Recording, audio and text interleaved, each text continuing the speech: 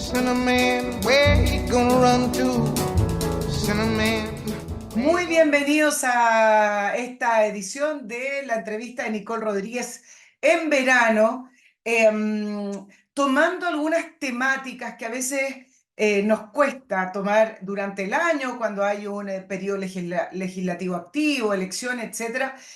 Pero hace mucho tiempo que quería tratar este tema que voy a estar hablando con ustedes y con nuestro entrevistado en el día de hoy, y que tiene que ver con el ecologismo.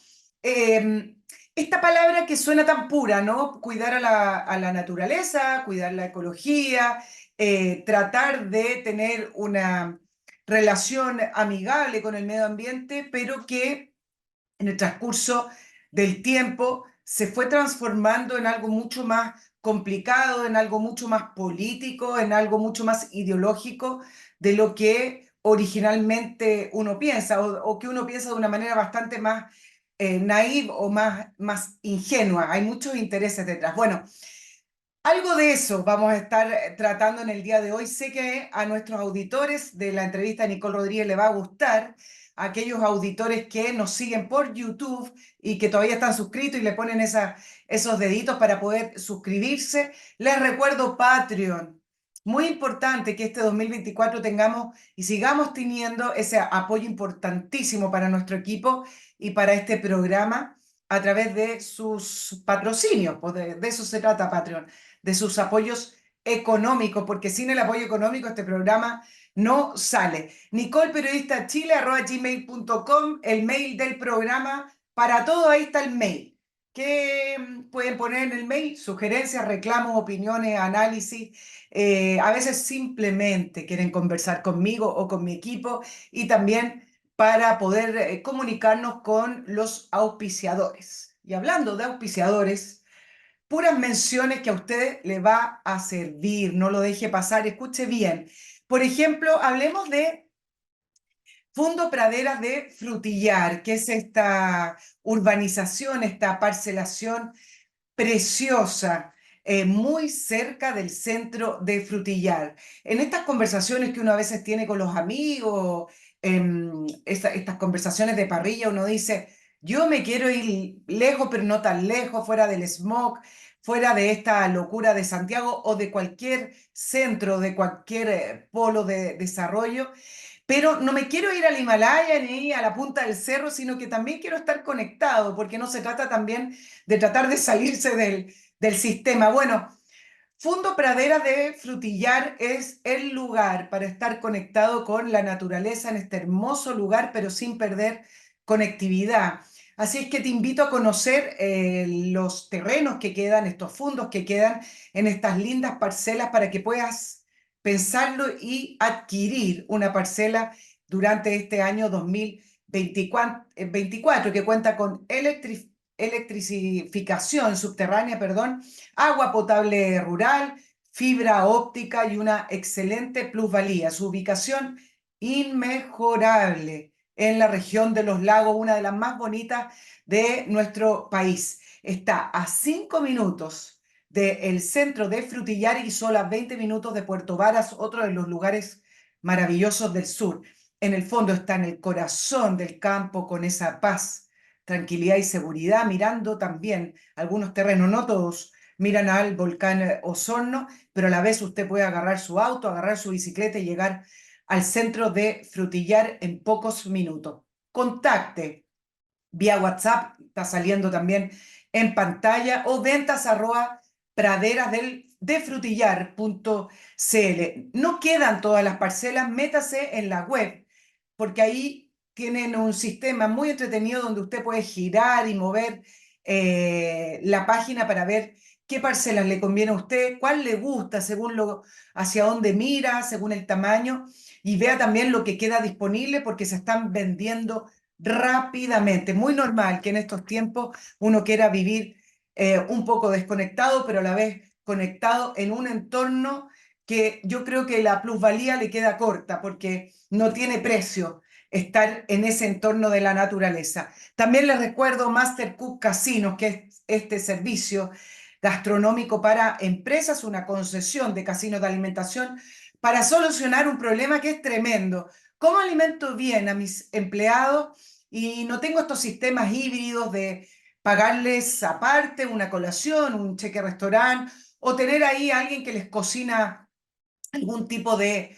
almuerzo? Póngase en contacto con Master Cook porque le va a aliviar un problema de la mejor manera, porque además ellos se especializan en tener esta comida casera. Almorzar en la oficina no significa almorzar plástico ni almorzar siempre lo mismo, con el mismo gusto, con el mismo aroma, sino que almorzar como en casa. Ese es el objetivo de Master Cook y tiene planes para todo tipo de empresas. Ventas@mastercook.cl o www.mastercook.cl. Ordene ese tema de la alimentación que a la vez va a ordenar hacia abajo todo el resto de la pirámide estructural de su empresa.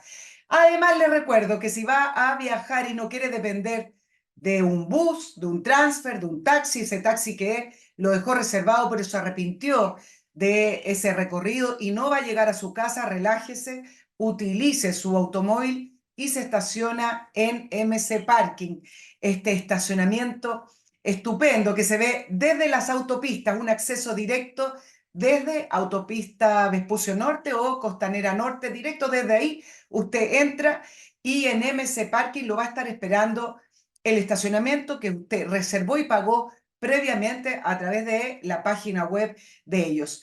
La gracia de hacerlo así es que mientras antes, con mayor anticipación, usted reserve y pague su estacionamiento, más barato le va a salir la tarifa del arriendo de ese estacionamiento. Para llegar al aeropuerto, un bus de MC Parking lo deja en la puerta del edificio del aeropuerto y luego cuando regresa de su viaje, un bus de MC Parking lo deja en la puerta de su automóvil que va a estar exactamente igual a como lo dejó porque es un estacionamiento que cuenta con seguridad 24/7, guardias, alarmas, cámaras, todo para que su auto esté en perfectas condiciones.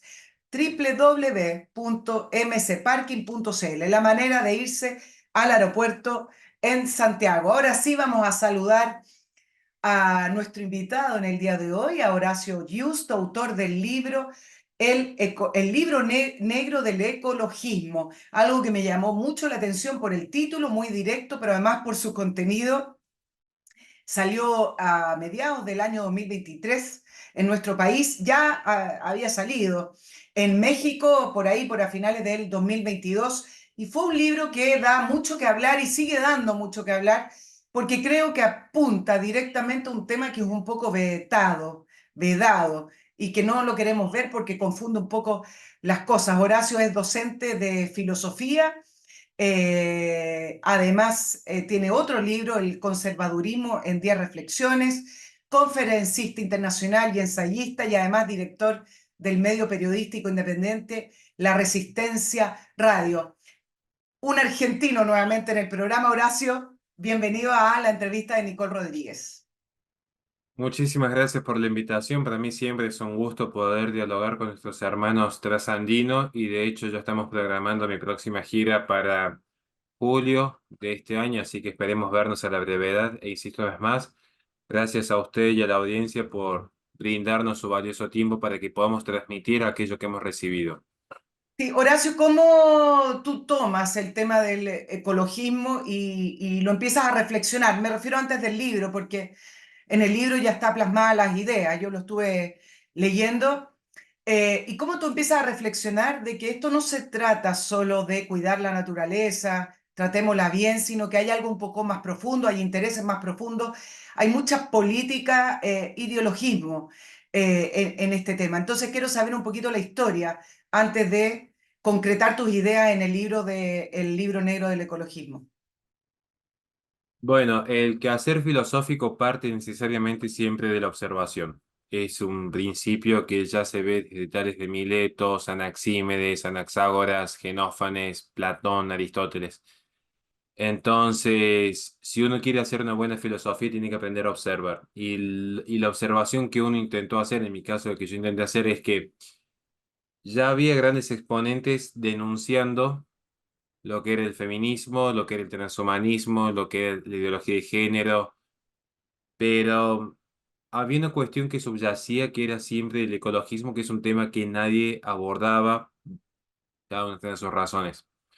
Y en ese proceso de observación notaba lo que es el auge revolucionario del movimiento verde.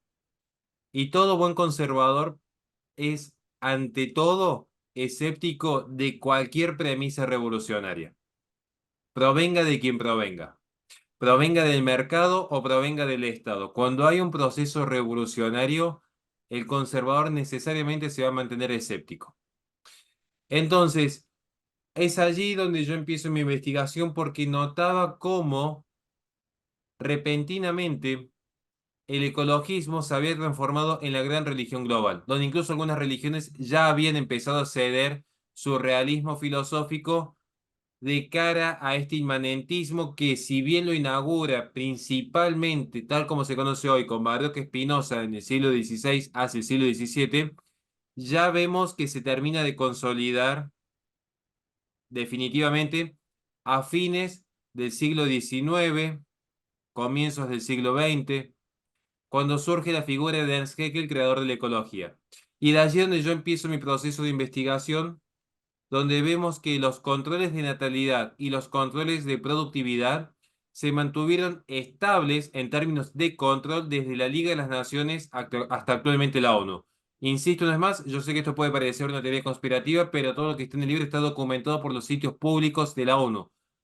De hecho, como docente de filosofía, tenemos la gran contra de que hay mucha gente que cae en teorías conspirativas, hay mucha gente que desinforma con tal de poder vender su producto y esto genera un daño cultural impresionante porque quienes realmente hemos tomado las banderas de enfrentarnos al globalismo, sabemos de lo que hablamos. Insisto, esto es lo que a mí me llevó a escribir el libro negro del ecologismo.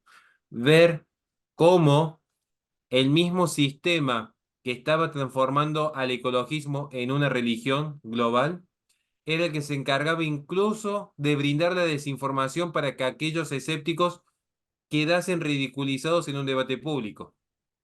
De allí que van a ver que incluso ha habido personas que han dicho que el cambio climático no existe, lo cual es un error. Nosotros consideramos que sí existe, lo que discutimos es la causa, que es otra discusión aparte. Y así también nosotros no desconocemos que exista la contaminación ni el abuso, al contrario, reconocemos los abusos y la contaminación, lo que denunciamos es el corporativismo que lo genera, que son metas capitales con protección política internacional. Entonces, lo que hacemos es justamente tratar de exponer insisto, es más, lo que hemos recibido. Esto es lo que nos movilizó a nosotros a escribir el libro negro del ecologismo. Sí, vamos a ir por parte, Horacio. ¿En qué minuto esta idea del ecologismo, ya llevándolo al siglo XX y hoy al siglo XXI, empieza a ser parte de una agenda política? Porque no siempre fue parte, fue un movimiento, pero cómo después fue tomado como parte de una agenda política, principalmente de la izquierda, que me imagino que vio a través de aquello una manera de ir controlando los medios de producción. Y bueno, tú hablas de la natalidad, que es algo que te iba a preguntar aparte, pero hablemos de los medios de producción, de controlar la economía y por ende también a las personas. Bien, yo creo que hay tres grandes, bueno, podríamos consolidarlo en cuatro grandes periodos. Voy a ser generoso, voy a dividirlo en cuatro para que no sea tan extensa la respuesta. En primer lugar, en 1890, cuando Ernst Haeckel ya plantea el concepto de ecología, pero en ese concepto de ecología se va a incluir al ser humano como un vertebrado mamífero a la par del resto, lo cual implica abrazar un sistema inmanentista en filosofía. Es decir, ya no hay un sentido de trascendencia, ya no hay un sentido de presencia y distancia con Dios, el hombre y el mundo, sino que el hombre es un absoluto en sí mismo. Por lo tanto, nada escapa de sí. Pero esto tiene una particularidad, que esta visión inmanentista y monista en filosofía se va a traducir en lo que hoy conocemos, en términos vulgares, el progresismo político. Porque todo redunda en cómo el hombre siente y percibe la realidad.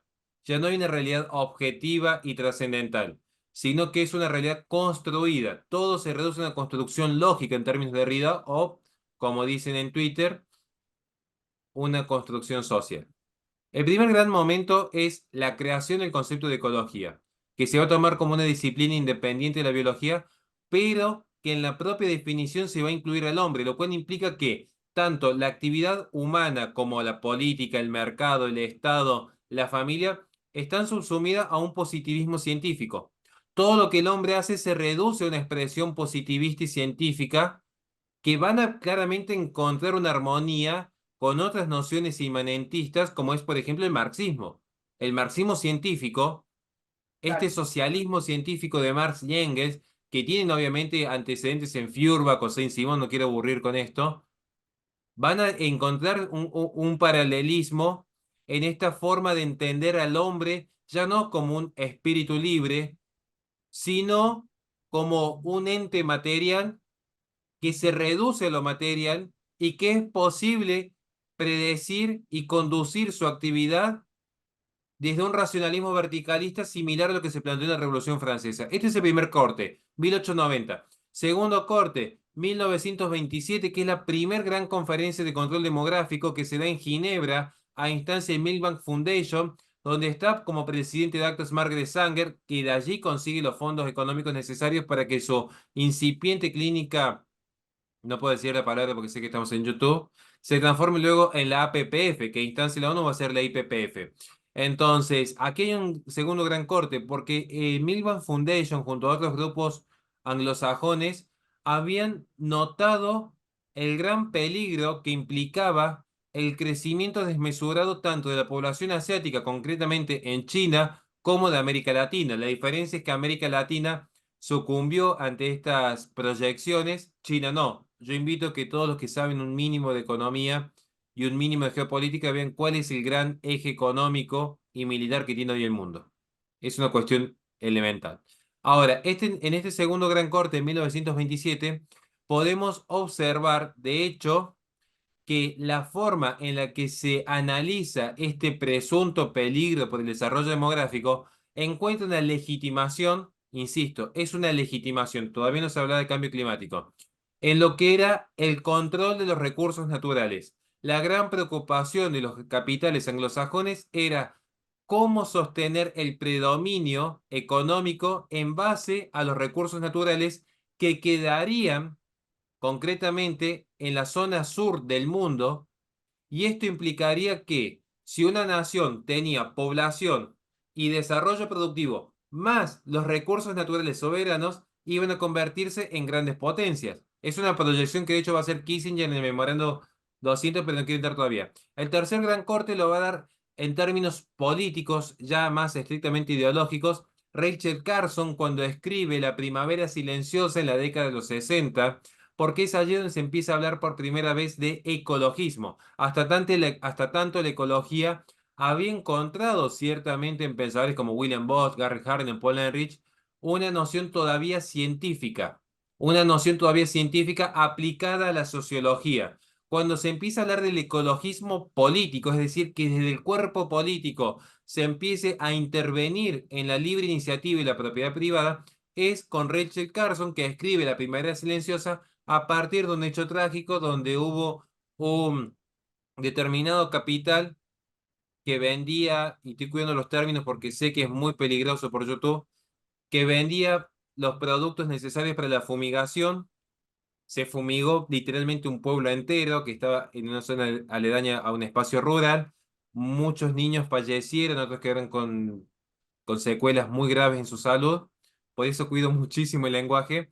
Pero esto es lo que habilitó a que la izquierda estadounidense, que ya había perdido ese ímpetu anticapitalista porque no lograban consolidarse políticamente en Occidente, encuentran en el ecologismo una nueva herramienta para volver en su cruzada anticapitalista. De hecho, voy a citar aquí rápidamente tres pensadores que invito que lo lean en mi libro con profundidad. Michael Lowy, André Gorz o Herbert Marcuse, los tres grandes exponentes de una izquierda en todas sus esferas. Herbert Marcuse, el principal exponente de la nueva izquierda. André Gorz, el principal ecologista europeo. Michael Lowy, el principal sociólogo ecologista de América Latina, van a coincidir que el ecologismo es la pura y simple oposición subversiva al capitalismo. Palabras textuales. Nunca van a definir qué es el ecologismo, tan solo es la oposición al capitalismo. Por eso le es fácil ayornarse luego a lo que es la teología de la liberación, al feminismo, como sucedió con Petre Kelly, fundador de los partidos alemanes, o incluso a movimientos indigenistas como se dio tanto en Canadá como en América Latina. Ahora, este es el tercer gran corte. El cuarto corte con el que yo cierro es la Carta de la Tierra, porque de hecho, si bien la Carta de la Tierra es del 93, del 92 hacia el 93, Gorbachev, que es quien asume el control de Rusia cuando ya había fenecido la Unión Soviética, en esta visión que intenta conciliar la socialdemocracia con aquellos vestigios de un comunismo ya vencido, va a decir en una entrevista a Los Angeles Times en el año 1997 que la Carta de la Tierra tenía que convertirse en unos nuevos 10 mandamientos, en un nuevo sermón de la montaña. La Carta de la Tierra debía reemplazar el Antiguo y el Nuevo Testamento. Tenía que crearse una ética global donde todas las naciones actuasen al unísono en torno a lo que es el ecologismo. Palabras expresas de Gorbachev en el año 97. Entonces, aquí es donde se termina de consolidar ya lo que hoy vamos a ver como ecologismo traducido en los protocolos de Kioto, ya fenecido, el Acuerdo de París, que es lo que habilita la famosa Agenda 2030, lo que es la nueva Gran Ruta de la Seda hacia el 2049, lo que se empieza a pronosticar en la Unión Europea como la Agenda 2050, lo que hoy se empieza a conocer como el Gran Reseteo, que fue habilitado por el Foro de Davos en el año 2020, lo que son los proyectos de contaminación cero, ciudades de 15 minutos, abolición del auto convencional y demás medidas que en última instancia terminan favoreciendo una forma específica de corporativismo donde la China comunista se halla a la cabeza como principal usufructuador de esta nociva agenda para nuestros derechos. Horacio, voy a ir paso por paso en algunas cosas que tú mencionaste y lo voy a aterrizar un poco a nuestra audiencia, bajándole un poco también del ámbito filosófico, que tú tienes mucha información y por ahí es donde tú también circulas. Pero, por ejemplo, cuando tú nombras algunos ejemplos del siglo XXI, como dejar el automóvil y algunas otras medidas, alguien podrá decir, bueno, pero ¿qué tiene de perverso eso? O sea, ¿dónde está la maldad? Y, por último, ¿qué importa? Me gustaría que me relacionara alguna de esas medidas y pudiéramos hacer el nexo con respecto a una, no sé si la palabra es maldad intrínseca, pero a lo mejor sí con ciertos intereses más profundos que tiene las medidas del ecologismo. Bueno, vamos entonces a empezar con la pregunta. Vamos a dar un ejemplo concreto. Yo creo que en un ejemplo concreto es muy fácil de responder para que la gente lo pueda ver. Vamos con el auto eléctrico directamente. Esto incluso información que tienen en mi sitio web, para que lo quiera corroborar. Sí. Se habla de esta transición del auto eléctrico. A ver, creo que acá es preciso hacer una consideración previa. Si yo me opusiese a lo que es la idea de progreso, no solamente que no debería tener ni internet ni una computadora, ni siquiera podría ser católico, porque la idea de progreso, más que le pese a muchos iluminados de la modernidad, es una idea propia de San Agustín. Lo digo como docente de filosofía y de historia. La idea del progreso lineal del tiempo se habilita con San Agustín concretamente. Pero luego, no quiero entrar con lo que sucede en la modernidad, porque ahí sí se van a dormir todos. Lo que sucede es cómo se genera esta transición. Ese es el conflicto. Lo que yo discuto ha sido siempre la forma en la que se genera la transición, para que lo podamos entender. Si alguien me dijese, voy a alimentar un cachorro, yo en principio diría, me parece genial. De hecho, yo ahora me estoy por mudar y le decía a mis hijas si quieren tener un perrito en su casa, buscamos un perrito en la calle. Más, yo estoy en contra de comprar perros de raza incluso. Ahora, distinto es si yo obligase a Nicole Rodríguez a que ella deba con sus impuestos financiar las obras de caridad que yo tengo. Yo hago con mi canal, yo sostengo a la ayuda a oncopediatría, pero no utilizo recursos públicos para ayudar, porque no, el fin no justifica los medios. Esta es la premisa básica. La gran discusión de fondo con el ecologismo es una discusión moral. Si alguien defiende el ecologismo como se plantea hoy, donde los aparatos coercitivos supranacionales van diezmando los derechos individuales, me están diciendo que en el fondo el fin justifica los medios, que están dispuestos a violar cualquier tipo de derecho de una persona con tal de justificar este proyecto racionalista que a su vez están amparados en una mentira. Vamos a ver qué sucede con el auto eléctrico para que veamos este punto.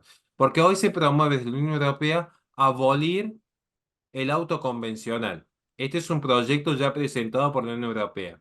De cara al año 2030, abolir la utilización de vehículos convencionales, es decir, lo que funciona a base de combustibles fósiles. Lo que nadie le has dicho, por ejemplo, es que las baterías de los autos Sí, eléctricos son baterías de litio sí, y están compuestas no solamente de litio, sino de cobalto, de níquel, de manganeso.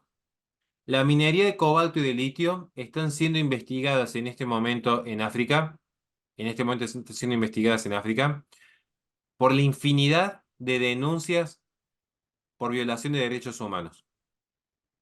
No solamente que son minerías a cielo abierto, con todo lo que implica el destrato al ambiente, que curiosamente los ambientalistas de esto no hablan, sino por la vulneración a los derechos humanos propios de las comunidades allí nativas. Ahí aparecen entonces, por ejemplo, el trabajo infantil, destrucción de ecosistemas, la contaminación principalmente que se da en el Congo, pero también hay procesos de contaminación similares en América del Sur o China. Tenemos datos, por ejemplo, que la minería de litio en Chile, Argentina y Bolivia es intensiva en materia de recursos y energía, es decir, que una tonelada de litio requiere 500.000 galones de agua, según American Conservative, que hizo una investigación en este sentido. Podemos ver, por ejemplo, que incluso espacios progresistas como Amnistía Internacional o Washington Post revelaron que de 100.000 a 150.000 mineros en el Congo, incluidos 40.000 niños, utilizan sus propias manos y herramientas básicas no propias de una era capitalista, para la excavación cientos de metros bajo tierra para poder extraer lo que es el cobalto necesario para desarrollar los autos eléctricos. Tenemos, por ejemplo, denuncias que surgieron en el Reino Unido por racismo diario, violencia física y abuso verbal contra los mineros congoleños. Tenemos también lo que es la contaminación que genera el litio, que es tóxico, inflamable y reactivo, lo cual impide la eliminación segura. De hecho, mientras que el 100% de las baterías de plomo de autos convencionales se pueden reutilizar o reciclar, solamente el 5% de las baterías de iones de litio se pueden reciclar. Aquí está justamente lo que son los autos eco-friendly. Tenemos que las empresas chinas como la que es CAT, que es una de las más importantes, dominan la producción mundial de baterías para vehículos eléctricos. El tema es que China tiene, de hecho, en este momento campos de concentración uigures y no obedecen a ningún reclamo internacional. sí. Tenemos, por ejemplo, también que China, en el año 2020, junto a Rusia e India, fueron las tres únicas naciones que seguían desarrollando sus industrias a base de energía de carbón. Y mientras tanto, teníamos un occidente floripondio que seguía en el 2020 diciéndole a todos, quédate encerrado en tu casa, que es por amor al prójimo. Y mientras tanto, se generan grandes colapsos energéticos, como sucedió en Alemania luego del bombardeo de Nord Stream, lo que sucedió en Francia, lo que sucedió en Holanda, lo que sucedió en Estados Unidos con las crisis energéticas. China, India y Rusia se siguieron desarrollando militarmente y en términos de infraestructura, además de sus empresas a base de energía de carbón. Para no aburrir con los datos, sigamos con otro punto además. Los vehículos eléctricos con electricidad que se producen y distribuyen requieren, de hecho, el predominio del combustible fósil en este proceso, en lo que es la fabricación y la distribución. Entonces, si uno mide la huella de carbono, no en los 100 metros realizados por un vehículo convencional con auto eléctrico, sino desde el minuto cero de la fabricación y distribución hasta el fin de su vida útil, que son autos que tienen una vida útil muy corta, vemos que no es lo mismo. Pero los datos más interesantes son los siguientes. Un vehículo eléctrico es insuficiente para un viaje largo, por eso se promueven las ciudades de 15 minutos. Estar las personas cada vez más atomizadas y encerradas. Eso es un fenómeno que se viene dando desde hecho en la posmodernidad en adelante. Muchos lo van a asociar a la pandemia, en realidad es proceso anterior. La atomización, uno ve lo que son las tasas naturales están constantemente decayendo. Pero además hay una particularidad, que el vehículo eléctrico, además de no tener un largo alcance en su uso, requieren de cargadores especiales que son las instalaciones de nivel 2 para las tomas corrientes de 240 voltios. Es decir, tener un vehículo eléctrico implica una inversión de $7.000 en el hogar. Vamos a hablar un poquito de números. que además hay una sola empresa habilitada, por ejemplo, en Estados Unidos para poder realizar dicha inversión. No es que haya una libre competencia, es un mercado muy concentrado. Tenemos también que un vehículo eléctrico, de hecho, cuesta un promedio de $60.000, lo que salió un auto de alta gama convencional. Y es un vehículo eléctrico promedio, de baja gama. Entonces, ¿qué estamos diciendo aquí? Que si vemos lo que se requiere para tener un vehículo eléctrico, es un recurso al que solamente pueden acceder los ricos, no los pobres. Entonces, si se elimina el vehículo convencional, lo que se hace es que solo va a tener libertad para viajar el rico. El pobre va a quedar confinado, no va a tener contacto. Ahora, ¿qué es lo curioso? Que Estados Unidos, por ejemplo, había otorgado del 2018 al 2022 $7.500 millones en créditos fiscales para subvencionar la adquisición de vehículos eléctricos.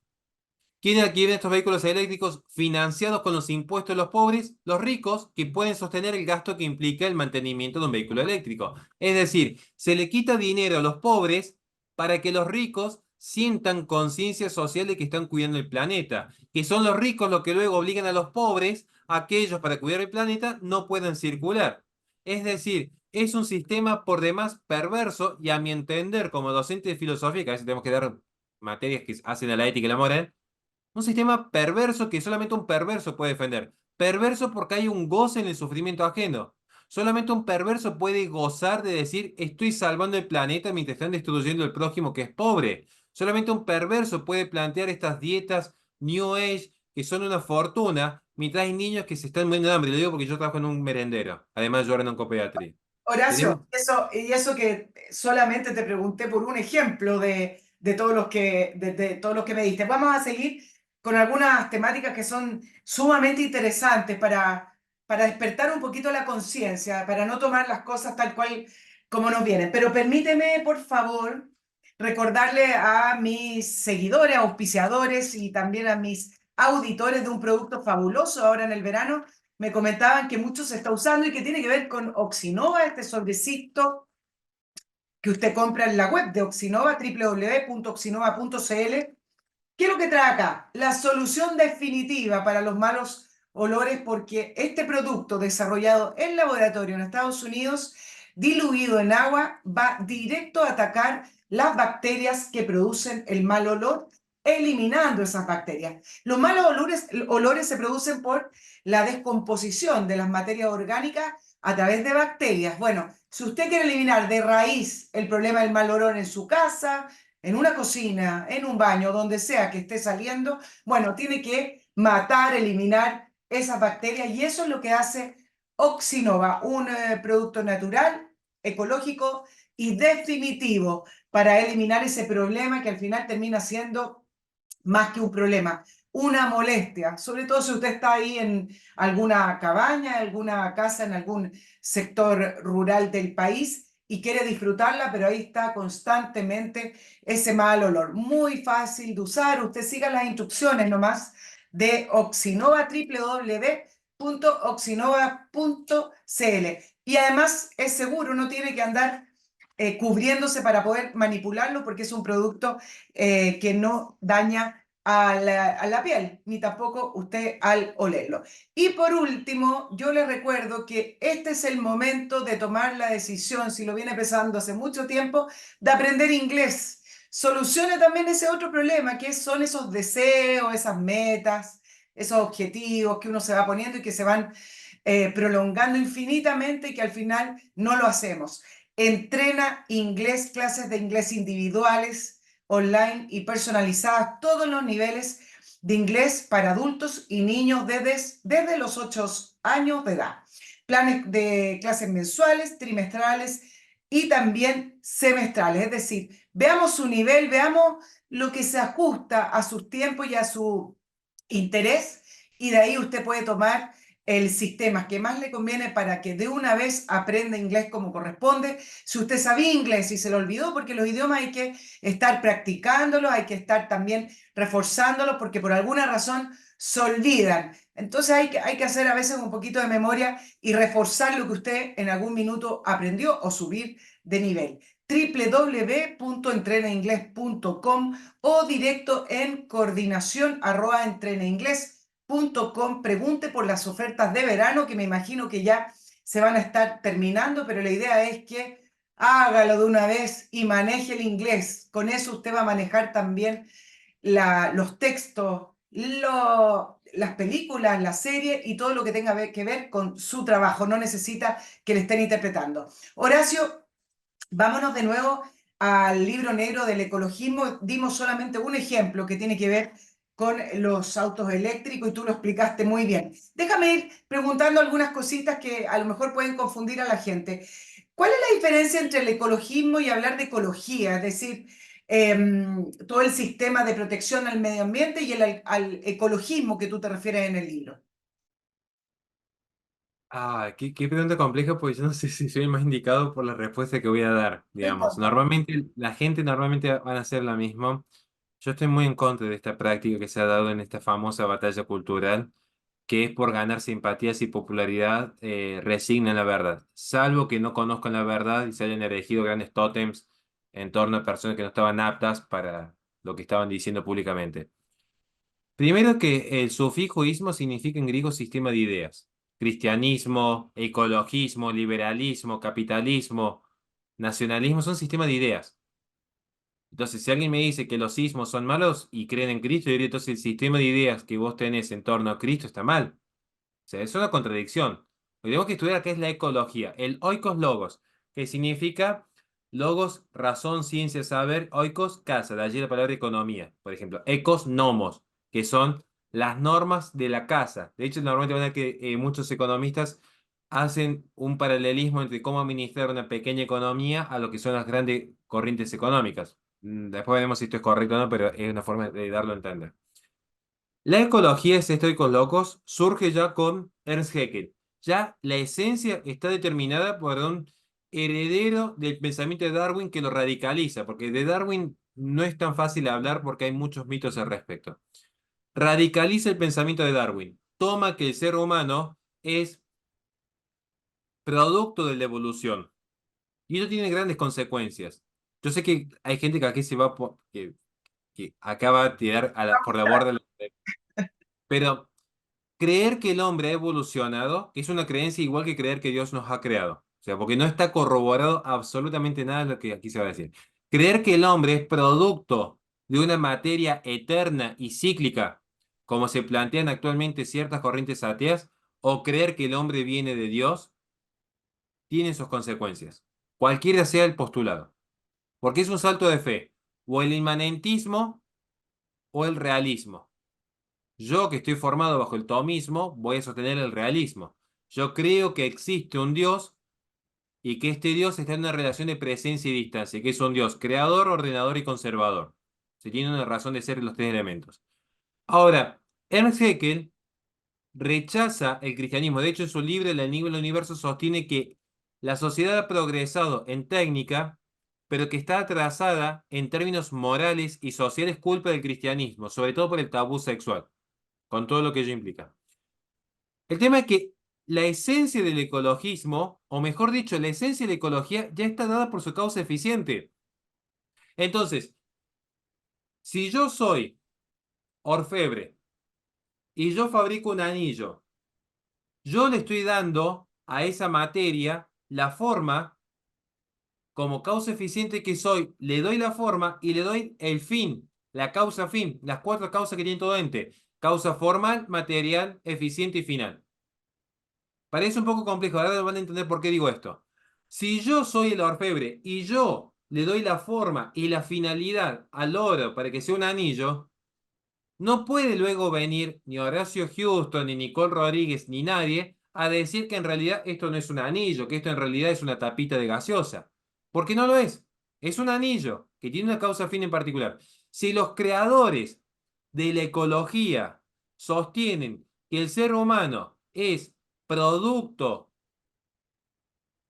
azarosa, porque no hay una causa fin determinada, de la materia, si los creadores del concepto de ecología han sostenido, todos los artífices intelectuales, William Bose, Paul Ehrlich, Petra Kelly, Ernst Haeckel, Francis Galton, por citar algunos, sostienen una determinada concepción de la naturaleza del hombre, no puedo luego yo decir el ecologismo es malo, pero la ecología es buena. Porque uno le pregunta a alguien qué es la ecología y te dicen, no, que la ecología es cuidar el planeta y cuidar el medio ambiente. Eso no es ecología. Ecología, de hecho, técnicamente es una disciplina independiente de la biología que se encarga del estudio de los seres vivos y su interacción con el ecosistema. ¿Dónde aparece que es ecología plantar un arbolito o cantar con los pajaritos?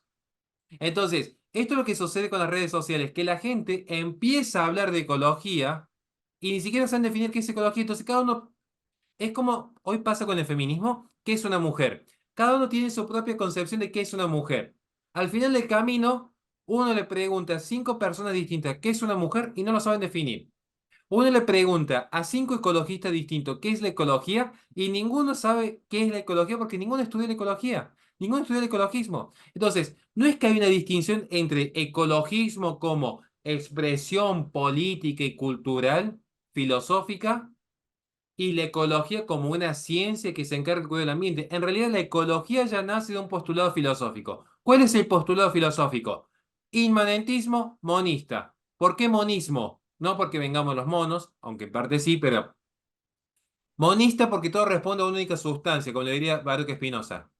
Todo responde a una única sustancia. Por eso van a ver que es común que hoy se diga que somos uno con la naturaleza. Puede sonar que es común que hoy se hacen estas grandes reuniones entre un papa, un imán, un obispo anglicano. Es un supermercado de religiones, porque al final todo da lo mismo. Ya no existe una religión verdadera. Hoy es un supermercado de religiones, donde todo te lleva al mismo Dios. No importa si sos musulmán, si sos judío, si sos evangélico, si sos católico. Lo mismo pasa con el ecologismo. No importa que uno denuncie lo que está haciendo Bill Gates, lo que está haciendo Greta Thunberg, lo que está haciendo Al Gore. No, acá lo único que importa es que todos confluyamos en ser uno con la naturaleza. Entonces, esta idea de la fusión de la esencia de uno con la naturaleza es lo que se llama monismo en filosofía. Por eso yo no hago una distinción entre ecología y ecologismo, porque la ecología ya nace con Ernst Haeckel como una forma específica de controlar al hombre como un vertebrado mamífero más a la par, donde había que segregar lo que no era apto, lo que no era deseado, para que los recursos del entorno fuesen suficientes para aquellos que pudieran adaptarse a las nuevas formas de vida. Dicho por el propio Ernst Haeckel en El Enigma del Universo en 1899, insisto, hay que leer Hay que estudiar a los historia. creadores de la ecología. Horacio, explícame cómo es que esto fue tomando una apariencia científica, ya que no nace de lo científico, cómo es que fue tomando una apariencia científica y hoy cuando tomamos algunas propuestas en torno al ecologismo, creemos que está todo sustentado por la ciencia.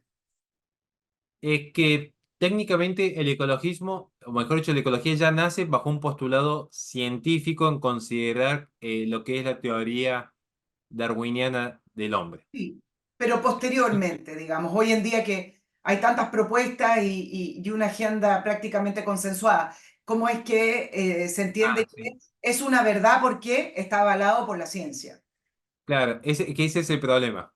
Se disfraza siempre de ciencia para legitimar el conocimiento. El tema es que acá hay una gran cuestión en el medio. Vamos a ir por parte, digamos, para que se entienda. El ecologismo siempre se legitimó en el conocimiento científico, siempre. De hecho, uno ve a Paul Ehrlich cuando escribe La bomba demográfica, que plantea que es necesario que haya organismos super... Paul Ehrlich es uno de los principales ecologistas del mundo, o sea, ningún ecologista serio lo puede negar. Paul Ehrlich sostuvo que era necesario que viniese un organismo supranacional, no solamente a legitimar el aborto, no puedo decir la palabra, sino también la esterilización forzada en las mujeres. O sea, esta es la visión que tienen los ecologistas. Ahora, esto lo defendió científicamente. La mayoría de los ecologistas son científicos, de hecho, cientificistas, para ser más preciso. ¿Por qué son cientificistas? Porque piensan que la única verdad es la ciencia. Y acá hay una gran contradicción epistemológica. Ahora voy a pasar a explicar por qué. Eric Pianca sostuvo que hacía falta un virus que aniquile el 95% de la población mundial. Petra Kelly sostuvo que había que erradicar por completo al hombre blanco heterosexual militarista para que se pueda llegar a un estado de paz. De hecho, Marx era cientificista.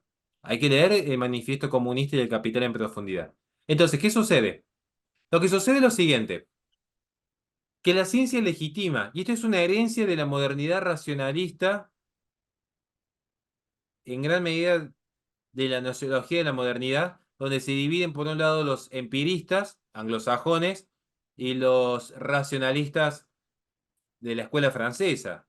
A ver, empezamos con Descartes, Malebranche, Spinoza, pero después vamos a tener del otro lado a David Hume, John Locke, Thomas Hobbes. Entonces, es cómo entendemos la verdad. Pero parece ser que la ciencia otorga cierta estabilidad en el conocimiento y no es tan así. No es tan así. ¿Por qué? Porque van a ver que hoy se habla de el consenso científico del cambio. Voy a cuidar un poquito el lenguaje. Esta idea del consenso científico. Este consenso científico, de hecho, primero que no es un consenso. Primero, esto te explico en el libro, no es un consenso. Porque las verdades trascendentales no dependen de un consenso, digamos. Si yo creo en Cristo, no depende de que haya más o menos obispos que crean en Cristo. Cristo es y se acabó. Si yo creo que 2 más 2 es 4, 2 más 2 es 4 independientemente que haya muchos científicos que digan que es 5. Y si yo digo que S entonces P y P entonces Q, S por lo tanto Q, eso no depende de un consenso. Pero bueno, se habla de un consenso científico. Un consenso científico que está demostrado que primero, el primer informe de John Koch, que se presenta en 2014, se rechaza por inverosímil. Se lo reedita este informe para establecer que el cambio climático era antropogénico, porque recién en el 2015 se empieza a hablar de esto, para establecer lo que es el Acuerdo de París, que surge en el año 2015, y la Agenda 2030 surge en el año 2015, hace tan solamente 9 años surge esto. Tan solo 9 años. Se empieza a hablar allí de este cambio climático antropogénico. Los científicos que firman, muchos firman bajo reserva, porque reconocen que el clima está cambiando, pero niegan que la causa sea antropogénica, porque no hay cómo medirlo. Ese es el problema. Hay un problema de medición. Otros, de hecho, rechazan el informe porque ya parten de un error de investigación previo. El gran salto de la temperatura que ustedes pueden ver en el propio cuadro de la ONU, van a ver que en el periodo de mayor industrialización, que es el periodo posguerra mundial, que es con la reactivación económica en el mundo, la temperatura tiene una caída drástica, cae drásticamente. Se empieza a elevar sostenidamente y en los 90 da un salto. Este salto que da la medición no es porque apareció Internet y la gente se industrializó más. Al contrario, es cuando se frena la industrialización y se entra en la cuarta revolución industrial, que es cuando merma la infraestructura. Lo que da ese salto en la medición de los años 90 es porque se empiezan a tomar las temperaturas del océano. Antes se medía la temperatura global solamente con 8 termómetros promedio por continente. Es imposible sostener una medición seria con esos niveles. Entonces, ahora es donde vemos que después que se empieza a mantener una medición sostenida en todos los continentes con los elementos adecuados, no ha habido una gran variación. Es más, este cambio actual no es ni cerca, no es ni cerca al gran calentamiento que se dio en el periodo romano o en el periodo medieval. Ahora, es más, si no me quieren creer porque dice cómo se medía la temperatura con los medievales, muy simple, vayan a Groenlandia. Ahora que se está derritiendo un poquito el hielo, se puede verificar que era una zona por demás tropical Groenlandia. Lo cual quiere decir que antes hizo mucho más calor que ahora para permitir una flora tropical. ¿Y que había capitalismo hace millones de años atrás? No, simplemente que el clima cambia. Porque si el clima no cambia, así no sería clima. Ahora, ¿cómo se legitima esto? Justamente porque si lo dice un científico, que es una falacia de autoridad, de hecho, si lo dice un científico, automáticamente tiene razón. Ahora, yo les recuerdo algo a la gente que nos está viendo. Todo conocimiento científico, y lo digo porque yo sé de epistemología, todo conocimiento científico, para ser científico, tiene que tener la posibilidad de ser falseado. Esto lo explica Karl Popper, pero lo podemos ver en Lakatos o lo podemos ver en Thomas Kuhn, que van a hablar de los paradigmas científicos. La ciencia es, en términos actuales, la ciencia es lo que los científicos dicen que la ciencia es. Esto es una regla que la pueden discutir con cualquier... Y cierro con esto. ¿Por qué digo esto? Porque hoy es esta pequeña comunidad científica que tienen intereses políticos, intereses económicos e intereses académicos, porque son seres humanos, Por se supuesto. olvidan que la ciencia puede ser falseada. Apareció el documento Laudate Deum del Papa Francisco diciendo, no se puede dudar de que el cambio climático es generado por el hombre. De hecho, sí se puede dudar. Jody Curry, González Corripio, Patrick Moore, Billon Lombard, por citar tantos más, Ivar Gieber, por citar tantos premios Nobel más por detrás, premios Nobel están discutiendo que el cambio climático sea antropogénico. Ahora, si no se puede dudar, es un dogma de fe, que es lo que yo hablo de de la visión ecológica como religión. Pero ¿qué sucede? Que quiero cerrar con esto. Que se puede dudar, si no, no sería ciencia. Si no pudiésemos dudar de lo que los científicos nos dicen, hoy tendríamos que estar obligados a creer, por ejemplo, que todos los cisnes son blancos, estaríamos obligados a creer que la Tierra es estacionaria, o estaríamos obligados a creer que el flojisto es lo que genera el fuego. Claro, Los científicos se la base de equivocan. la ciencia es dudar para poder ir creando nuevas hipótesis y luego poder ir comprobándolas. Horacio, déjame detenerme en algo que yo creo que la gente se confunde y acá es donde no se entiende un poquito. ¿Qué tiene que ver el control de la natalidad? Sobre todo en tiempos en que uno ve que en todas las poblaciones de países desarrollados la tasa de natalidad va bajando y cada vez hay menos nacimientos en los países y la población está tendiendo a ser mayoritariamente más vieja. Entonces, ¿qué tiene que ver el control de la natalidad con todo esto que estamos hablando y quiénes ejercen o de qué manera se está ejerciendo ese control de la natalidad si es que lo están haciendo? Vamos a empezar respondiendo con un ejemplo para no aburrirlos con tanta filosofía, no hablarles de Ernst Haeckel, hablarles de Vamos William a lo Burke, concreto. Darwin. Vamos a ver con un ejemplo muy simple para que la gente lo pueda entender. Es muy simple y la gente lo va a entender seguramente. Voy a dar un caso hipotético. Hipotético, pero necesito que usen su imaginación. Como le explico a mis alumnos, les digo, la imaginación es un conocimiento sensible interno fundamental. Que hasta los animalitos lo tienen, curiosamente, y algunas personas rechazan su uso. Imaginemos un instante. Yo estoy casado. De hecho, en realidad sí estoy casado. Si ven mi imagen, ahí tengo la foto. Es un cuadro que me hizo un seguidor. Yo estoy con mi esposa. Primer plano. Primer plano. Tenemos, voy a dar un número tranquilo para que se entienda. 1.000 hectáreas de campo. Tenemos un campo muy grande, de 1.000 hectáreas. Ella y yo estamos casados. Somos muy pobres. Somos pobres. ¿Qué vamos a hacer en este primer ejemplo? Tenemos hijos. Entonces, yo como buen varón trabajo de sol a sol. Con mi hijo mayor me va a ayudar a trabajar. Mi hijo mayor se va a encargar, por ejemplo, de arrear las vacas, de cuidar los caballos, alimentar los cerdos.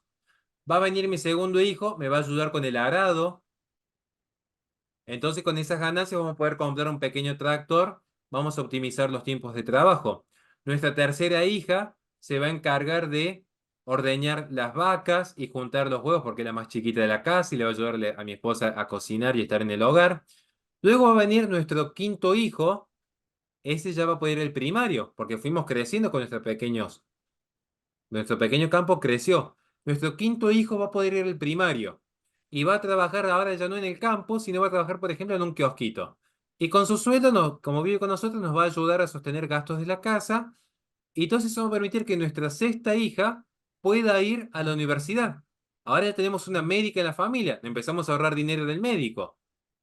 Y esto que yo estoy contando románticamente es cómo creció toda nación en América Latina. Toda nación creció así. Segundo plano, mi esposa y yo tenemos mentalidad del mundo, entonces ella quiere cuidar su cuerpo, yo quiero dormir bien de noche y seguir como si fuese joven, no tenemos hijos, pero tenemos mucha plata. Entonces, ¿qué hacemos con el campo? Contratamos un ingeniero agrónomo, contratamos 3 empleados y mi esposa y yo nos dedicamos a viajar por el mundo. Problema resuelto. Hay que ver si se da o no se da en algunas naciones, si son ricas para hacer esto. Pero llegamos a un tercer plano.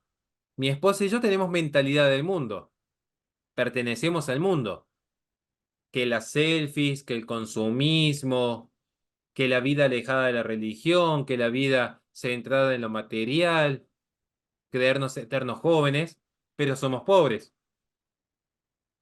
¿Cómo hacemos para sostener esta vida? Y empezamos a deslindar hectáreas por hectáreas. ¿Quién va a comprar las hectáreas? Por ejemplo, voy a dar quién es el mayor terrateniente en Estados Unidos actualmente, que de hecho es el que financia la carne sintética para que muchos emprendedores se Yes. vayan a la quiebra en Israel o en España, que es donde más floreció la industria de la carne sintética. Esto para que cada uno lo investigue. Entonces, ¿qué estamos diciendo con esto? ¿Para qué sirve el control en natalidad? Porque no es lo mismo una nación como Argentina, que tiene tan solo 46 millones de habitantes, si tuviese 80 millones poblando la Patagonia, creciendo, utilizando recursos naturales, que una nación vacía como Argentina, que ya no se sabe qué hacer con la Patagonia, que está completamente vacía. Es una nación muerta. ¿Qué sucede en España? Están desapareciendo. La Entonces, inmigración sustitutiva está reemplazando a los españoles. España para el 2050 desaparece como etnia. Esto está demostrado. Si mantiene las tasas de natalidad actual. Al 2100 ya no hay más España. Francia igual. Bélgica igual. Porque no es que solamente la gente envejece más, que no se reproduce. No existe lo que se llama liberación sexual, lo que existe es supresión, por eso se habla de los no binarios.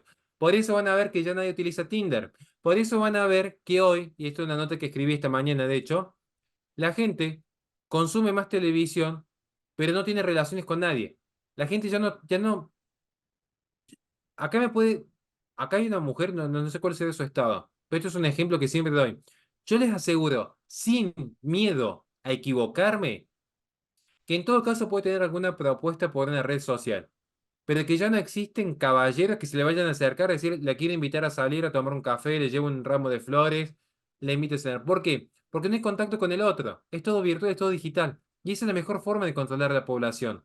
Porque Horacio, una población no crece, no se industrializa y no compite.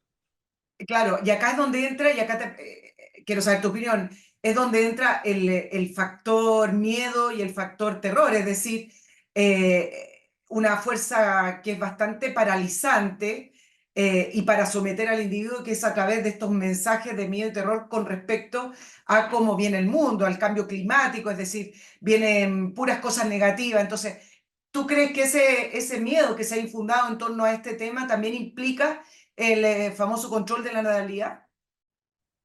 Totalmente de acuerdo. Ok. Pero vamos de vuelta, pues yo sé que a la gente le gusta para es más fácil entender esto con un ejemplo simple. Eh, voy a cuidar lo que voy a decir ahora, prometo ser responsable. Tú dices En para mis que no conferencias, ser en el programa, pero está bien, está muy bien, vamos. no, no, en mis conferencias, lo que en mis conferencias saben que cuando muestro las diapositivas, mostramos de padres que se arrepienten de tener hijos por el cambio climático, son recortes de diarios, de hecho, que uno va haciendo, hasta las estadísticas globales que muestran, según el Banco Mundial, cómo ha caído la tasa de natalidad. Pero para que veamos lo que es el miedo, ejemplo muy sencillo, más allá de los padres que se arrepienten de tener hijos por el cambio climático. Reco- re- a ver, ¿qué pasó hace 4 años atrás? Pensemos en el año 2020. Hizo falta que aparezca una pequeña gripe de Wuhan, que nunca se llegó a investigar el origen, por cierto, para que la gente dijese, por amor, me quedo encerrado en mi casa. Y no era por amor al prójimo, era por miedo.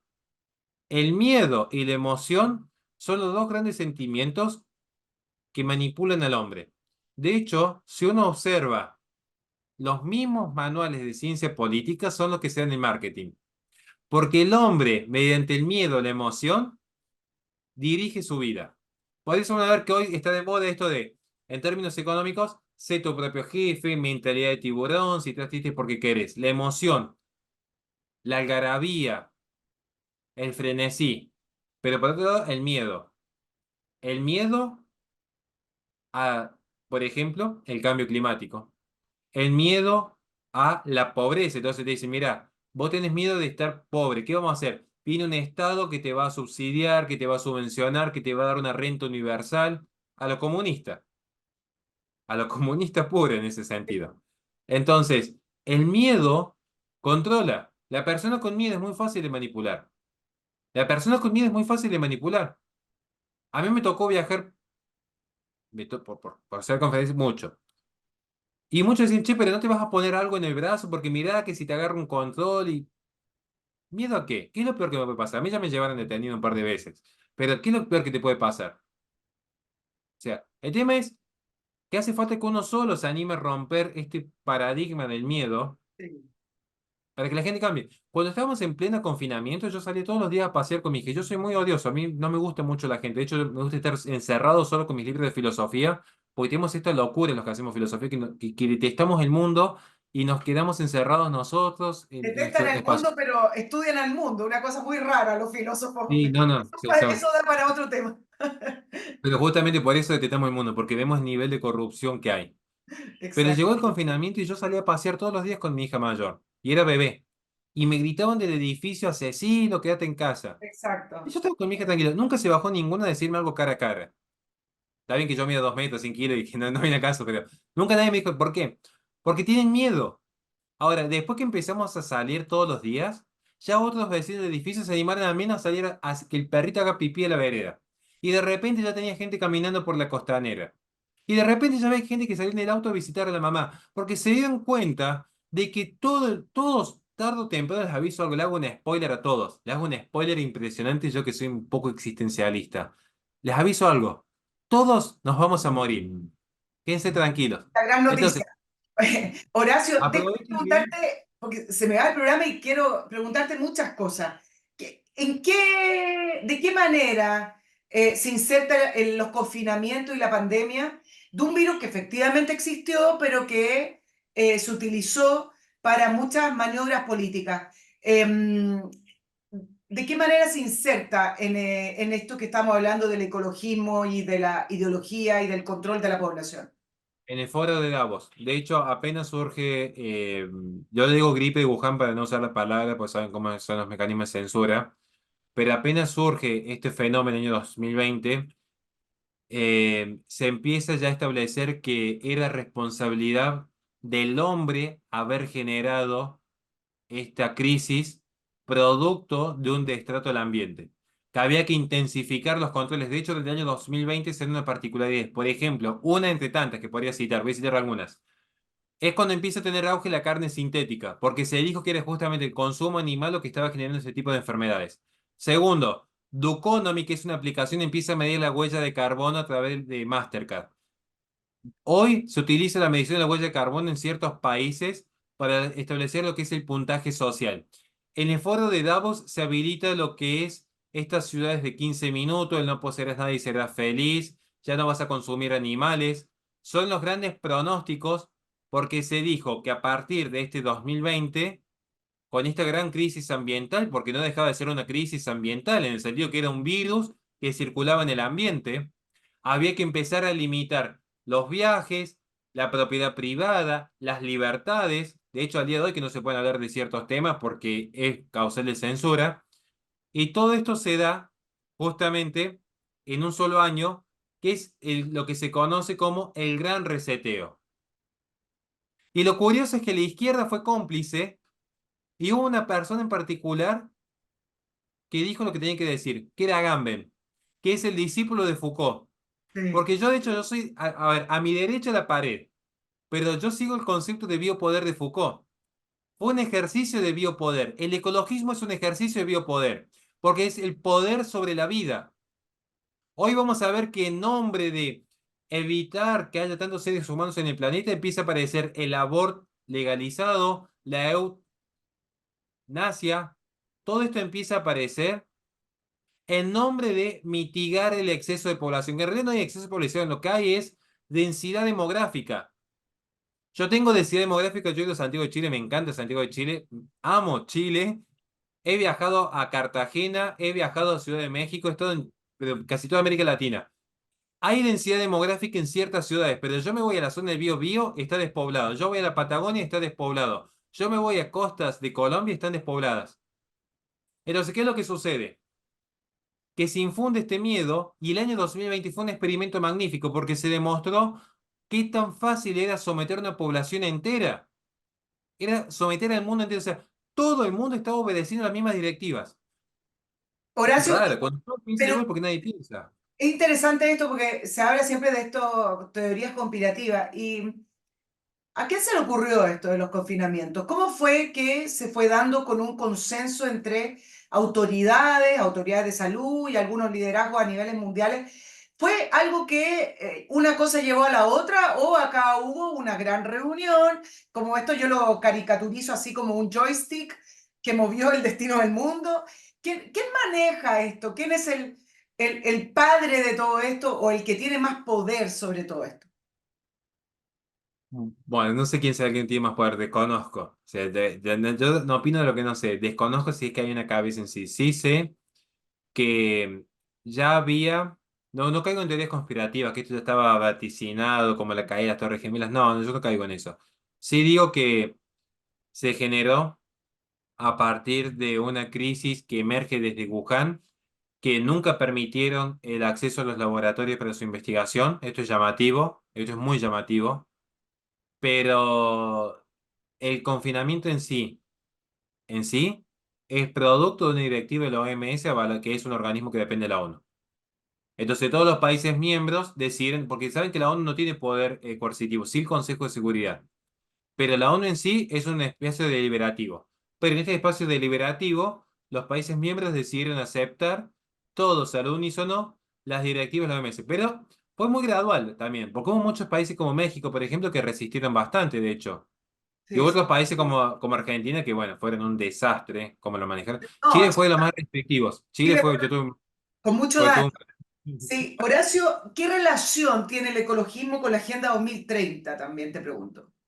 La Agenda 2030 es la expresión política del ecologismo. En todos sus 17 puntos giran en torno a una gran agenda ecologista para dirimir el destino de cada nación. Cada nación va a estar supeditada a esta agenda. Es largo explicar. Hacer Agenda 2030, si quieren, yo me comprometo, pues ya sé que estamos fuera de tiempo, a hacer otra entrevista solamente de la Agenda 2030. Tengo mis diapositivas, mis conferencias, que no tengo problema en Me has compartir. censurado, tú sabes, este programa lo hice el año pasado sobre la Agenda 2030 y me censuraron el canal, no pude seguir hablando de esto.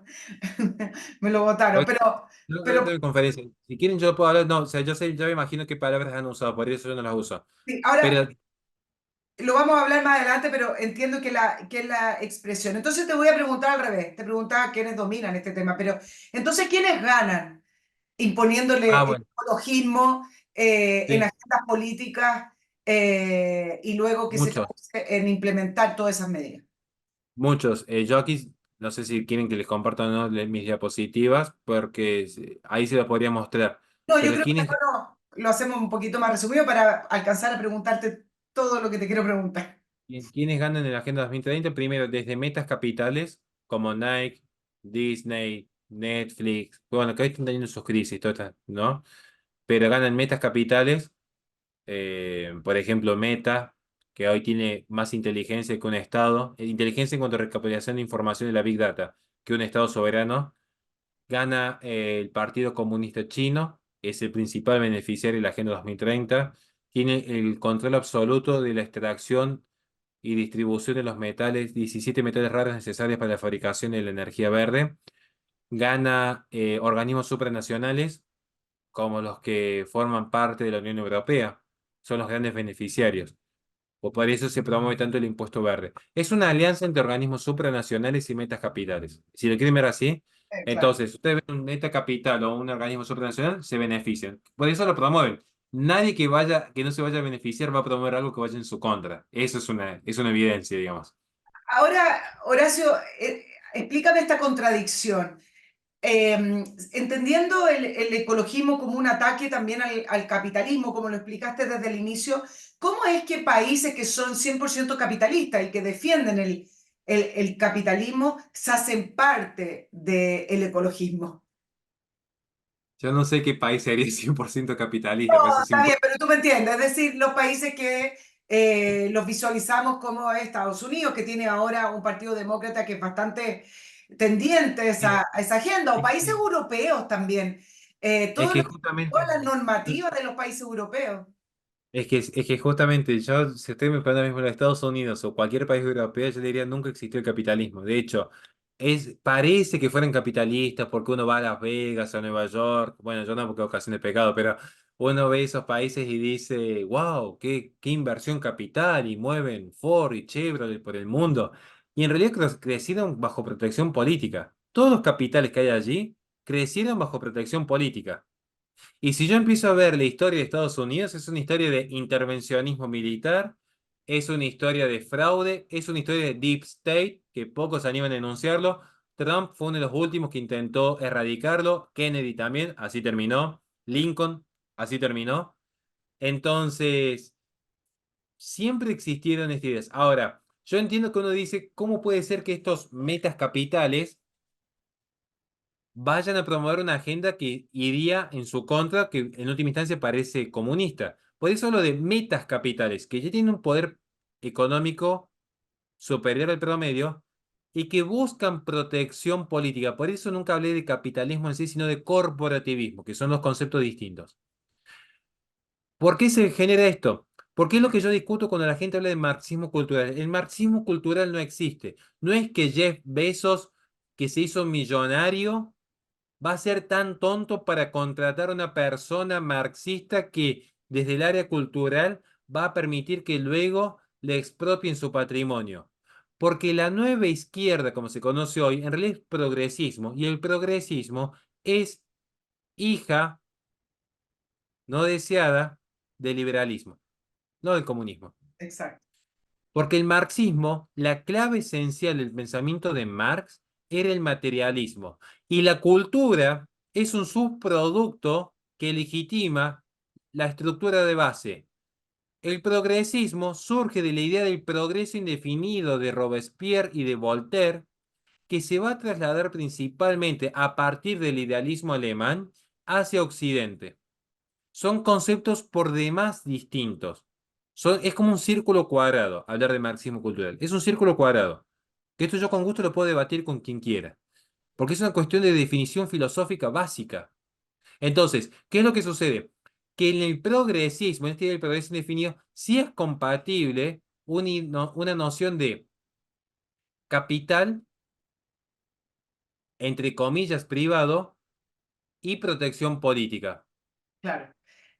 Horacio, acá en la primera propuesta constitucional que se rechazó, incorporaba y se discutió muchísimo sobre derechos de la naturaleza, derechos de los animales, toda una agenda que honestamente es bastante novedosa para Chile. Es poco lo que se habla de esto acá, es poco lo que se trata de indagar entre las políticas internacionales, de las agendas internacionales versus acá. Todo esto que te estoy comentando sobre derecho a la naturaleza, derecho a los animales, la naturaleza siguiente, todo eso que se discutió y que se rechazó, es parte de lo que estábamos hablando durante todo el programa. Sí, y de hecho, vean qué curioso. A mí me regalaron el proyecto de constitución reciente que se... La primera propuesta estoy hablando, la que se rechazó el 4 de septiembre. No, no, pues eso digo, yo la he visto todo, pero estoy hablando incluso de la última, Ok, última versión, porque todas tienen un mismo lineamiento. sí, Hubo modificaciones en distintos puntos para lograr acuerdos. Hubo una sola cosa que nunca se modificó, que eran los derechos ambientales, que no existen, pero es para que se entiendan. Uno, agarre cada uno de los chilenos, cualquier proyecto de constitución que hayan tenido, cualquier proyecto, agarren cualquier proyecto, y yo los invito a que pongan en el buscador cuántas veces aparece la palabra ecología, derechos sostenibles, naturaleza, y en qué ámbito serán. Le otorgan derechos a esta suerte de tercera generación, que es como se conoce estos derechos ambientales, que van en detrimento de la vida, la libertad y la propiedad privada del hombre. Esto me llamó mucha atención porque no quiero entrar en cuestiones políticas, por respeto al canal, pero bueno, sí, uno sabe cómo es. Pero a mí me llamó que había un espacio de la derecha que promovía el apruebo. muy extraño. Sí. Y, y es una persona que yo conozco, que le tengo cierto respeto, y yo me quedé como, a ver, de aquí no hay nada bueno que pueda salir, porque establecer un derecho constitucional de tercera generación es definitivamente renunciar a la soberanía nacional. Por más buenas intenciones que se muestren, van a ver que hoy la izquierda de Boric, que parece una izquierda socialista y comunista, cuando llegan al poder, pasa lo mismo que pasa, por ejemplo, con Milei, que era la supuesta extrema derecha, llegan al poder. Todos esos discursos radicales desaparecen, pero hay siempre una agenda que se mantiene en pie, que es la agenda del ecologismo. De hecho, van a ver que aquí, por ejemplo, en Argentina, que Milei dijo que se había opuesto a la Agenda 2030, ya se empieza a hablar, por ejemplo, de la ley Conan, que se presentó la ley Conan, que es la ley que le da más cárcel a una persona por tener un Rottweiler encerrado en un departamento que a una persona que puede cometer un homicidio culposo. O sea, ¿qué es lo que estoy diciendo acá? Se empieza a establecer esta suerte de derechos de la naturaleza, de derechos de los animales, pero que generan una discordancia con toda la tradición jurídica occidental en términos filosóficos. Entonces, van a ver que siempre está esta noción por detrás de la izquierda, que es a través del ecologismo, no implantar un comunismo al Gulag ruso o al campo de concentración en Camboya, sino una forma de globalismo particular donde los recursos naturales pasan a ser la nueva religión, olvidándose que el capitalismo más sano tiene, y esto fue la apuesta que perdió Paul Ehrlich contra John Simon, tiene las formas de generar una oferta sustitutiva ante una crisis. ¿Se entiende? Claro. Entonces, este es el punto. Horacio, dos cositas y terminamos. Mira, hace poco se realizó la de Davos 2024, entre el 14 y el 19 de enero. Yo siempre vigilo y analizo Davos para ver hacia dónde nos quieren llevar. No sé si tú la seguiste este año y quiero saber si tú puedes desprender algunos conceptos que de allí se discutieron y que quisieran movilizar el mundo hacia esa dirección. No sé si pudiste concluir algo de la Davos 2024. De Davos, vamos, acá me toca ser justo. Hubo dos voces que sí me gustaron. Una fue la de Milei. Yo Sí. sé que hay mil críticas que se le podrían hacer al discurso, no viene el caso ahora, pero alguien que se enfrentó a ciertas cuestiones, me hubiese gustado que hablase del cambio climático antropogénico, que no lo mencionó. Por eso dije que llegan al poder y se van alineando que la gente no lo quiere reconocer. Pero al menos tuvo una voz un poco más reaccionaria entre otras ideologías. Y luego la voz de, se me ha ido el apellido ahora, Roberts, Kevin Roberts, no puedo acordar el apellido ahora, se me ha ido el apellido completo, que es el presidente de Heritage Foundation, que también se mostró crítico del Foro de Davos. Ahora, el Foro de Davos es un organismo supranacional que buscan establecer lo que se llama el stakeholder capitalism, que es un capitalismo bajo protección política. Son los metas capitales. El Foro de Davos son metas capitales que buscan generar la protección política necesaria para consolidarse en sus oligopolios transnacionales. No es más que esto. No más que eso. Entonces, no va a haber nunca un discurso o un cambio de paradigma porque nació así el Foro de Davos. Nació en esa búsqueda de legitimar los metas capitales. No nació como una forma de buscar que las naciones se puedan desarrollar. Sí, bajo la premisa de decir vamos a invertir en tal o cual provincia, pero ¿bajo qué canon? ¿Ustedes creen que van a aparecer del Foro de Davos una actitud de decir invertimos en África y vamos a promover el derecho a la vida? Al contrario, es empezamos a invertir para que de esa manera tengamos consolidado la extracción compulsiva de litio, cobalto y cobre, y mientras tanto es necesario que dichas poblaciones se mantengan diezmadas, porque una población que crece se industrializa. Eso es lo que yo veo del Foro de Davos, que no se ha inventado ni se puede inventar porque la propia naturaleza está dada. Horacio, por último, se ha hablado de la sociedad de la distracción. No sé si esto va en conjunto con un concepto del sujeto idiota. Es a través de crear este tipo de sociedad es que se van implementando y se van incorporando estos conceptos sobre el ecologismo y la naturaleza con un ciudadano muy despistado, un ciudadano que lo pillan volando bajo y que Tonto. va integrando como una verdad absoluta todos estos conceptos. A ver, veamos un caso que a mí me gusta, hablando de la sociedad. Hace poco había hecho un pequeño programa al respecto, por si alguien lo quisiera ver. Hablemos de la sociedad de distracción. Hoy se pronostica que un tercio de la vida de una persona pasa detrás de una pantalla. Pasa más tiempo hecho con una pantalla que durmiendo. Hoy, en promedio, una persona pasa más tiempo detrás de una pantalla que durmiendo. Ahora, esta persona en términos de Byung-Chul está hiperestimulada de información, pero carece de formación. Entonces, absorbe información pero no retiene nada que la forme. Carece de forma. Veamos un caso simple. Estoy pensando cómo explicarlo en términos concretos. Vas a poder. El- Voy a dar un caso que nada que ver, pero que nada que ver. De 1936 a 1939, 1 de cada 7 sacerdotes era asesinado por el régimen comunista en España, por los rojos. Y la gente se moría literalmente con tal de ir a misa. Hoy, en la actualidad, vaya a ver si al menos un obispo se animó a pronunciarse cuando quisieron exhumar el cuerpo de Franco, que es un pecado gravísimo en términos teológicos. No quiero entrar en teología de pero para que se entienda. ¿Ustedes creen que el católico promedio se enteró al menos de lo que sucedió? ¿Se enteró? Los mismos católicos de España que tienen una iglesia católica gracias a Franco no estaban ni siquiera enterados de lo que estaba sucediendo. ¿Por qué? Porque están distraídos. Por un ejemplo. Podemos dar otro ejemplo más. Voy a dar otro ejemplo. Seguramente que todos sepan lo que está sucediendo en Gaza, si es que tienen información correcta y no la del mundo, digamos, o lo que está sucediendo en Ucrania. ¿Vieron lo que pasa en Ucrania? Todo el mundo con la bandera de Ucrania en Twitter. Todos. Digo, bueno, vamos a verlo. Ahora, si alguien les pregunta, por ejemplo, ¿cuál es la historia de Crimea? ¿Cuál es la historia de Donbass? ¿Qué sucede con las dos provincias limítrofes y la autodeterminación? ¿Cuál fue el proceso histórico mediante el cual Stalin empieza a fragmentar sus provincias para tener más votos en la ONU? Y así.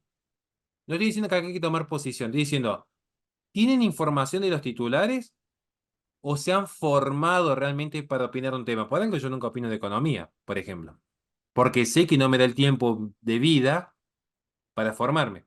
Una sociedad distraída es esto. Una sociedad, podemos decir, democrática. ¿Por qué? Porque todos creen que tienen derecho a opinar y todos creen que están obligados a opinar. Es como la democracia actual. No es que solamente tenés el derecho a votar. Estás obligado a votar, aunque vos no sepas a quién vas a votar. A alguien tenés que votar. Entonces, ¿qué es lo que sucede? Que al final, hay una sociedad que está tan estimulada que no sabe dónde ir. Está encandilada. No ve la luz como la alegoría de la caverna de Platón, que bueno, los que ven la luz después lo apalean, porque así termina la historia. El aviso alguno es cuestión de ver la luz. La luz te duele, viste el sol, querés bajar y te apalean los esclavos porque le cuesta salir de la esclavitud. Pero, acá está la cuestión. Hoy tenemos una sociedad distraída y por eso avanzan estas ideologías. Le voy a dar un caso concreto y cierro con esto, un tercer ejemplo, porque me gusta tirarle palos a todos lados. Seguramente que haya gente que vea este canal que sea más conservadora. Calculo yo con gente que es más liberal clásico, más de derecha, supongamos, ¿no? Supongamos que hay alguien que sea así.